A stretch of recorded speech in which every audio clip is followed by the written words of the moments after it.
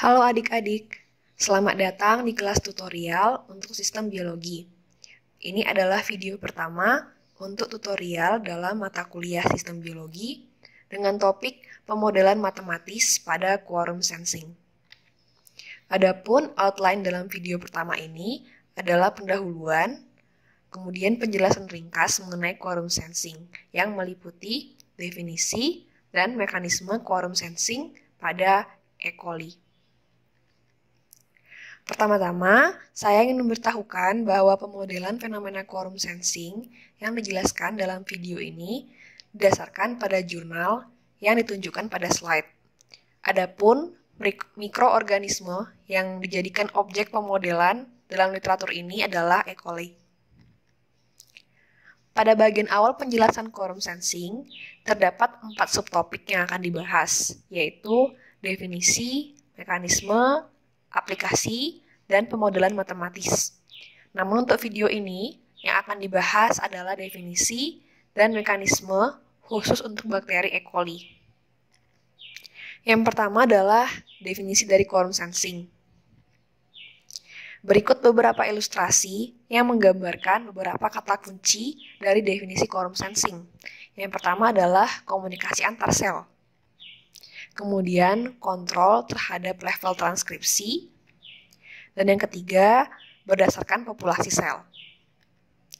Dengan demikian, kesimpulan dari fenomena quorum sensing adalah sebagai berikut, yaitu komunikasi antar bakteri yang memungkinkan adanya kontrol terhadap transkripsi gen yang didasarkan pada populasi. Bagaimana caranya quorum sensing dilakukan? Komunikasi antar sel dalam quorum sensing dilaksanakan melalui perantaraan suatu molekul yang disebut sebagai autoinducer. Bakteri memproduksi, melepaskan, dan mengindrakan molekul persinyalan yang disebut sebagai autoinducer. Autoinducer bersifat spesifik terhadap sel bakteri. Kita ketahui juga bahwa bakteri gram negatif dan positif menggunakan senyawa autoinducer yang berbeda, di mana AHL digunakan untuk gram negatif dan peptida untuk gram positif. Meskipun demikian, terdapat satu jenis autoinducer yang dapat dihasilkan dan dideteksi oleh sejumlah mikroba. Dalam pemodelan ini, kita akan membahas pemodelan matematis quorum sensing oleh E. coli untuk molekul AI2. Selanjutnya, mekanisme dari quorum sensing pada E. coli. Mekanisme awal dari quorum sensing pada E. coli adalah sintesis AI2 melalui protein LuxS yang disintesis dari gen LuxS. AI2 kemudian ditransfer keluar sel melalui protein YDGG. Di sisi lain, operon LSR terinaktivasi akibat adanya represor LSRR. Akibat aktivitas protein YDGG, konsentrasi AI2 ekstraseluler meningkat drastis. Di satu sisi, protein PTS mulai beraktivitas mentransfer kembali AI2 ke dalam sel.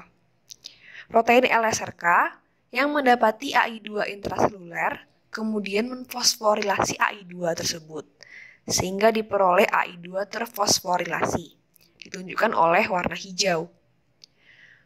AI2 terfosforilasi dapat berikatan dengan represor LSRR, menyebabkan afinitas represor terhadap operon LSR melemah.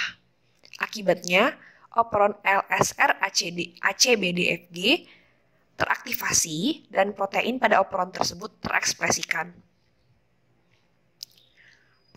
Protein pada operon LSR kemudian diekspresikan dan membentuk struktur dalam sel. Protein LSRA, LSRC, LSRB, dan LSRD membentuk kompleks protein membran yang dapat mentransfer AI2 kembali ke dalam sel. Hal ini menyebabkan turunnya konsentrasi AI2 ekstraseluler secara drastis, karena sudah terdapat 2 protein yang beraktivitas, yaitu PTS dan kompleks LSR-ACBD. Di satu sisi, LSRF dan LSRG mulai mendegradasi setiap AI2 terfosforilasi yang dihasilkan oleh protein LSRK. Dengan demikian, konsentrasi AI2 terfosforilasi menurun dan protein LSRR dapat kembali merepresi operon LSR dan sel kembali ke kondisi awal. Berdasarkan mekanisme yang telah dijelaskan sebelumnya, akan dilakukan pemodelan matematis. Penjabaran pemodelan matematis akan dijelaskan pada video berikutnya. Terima kasih.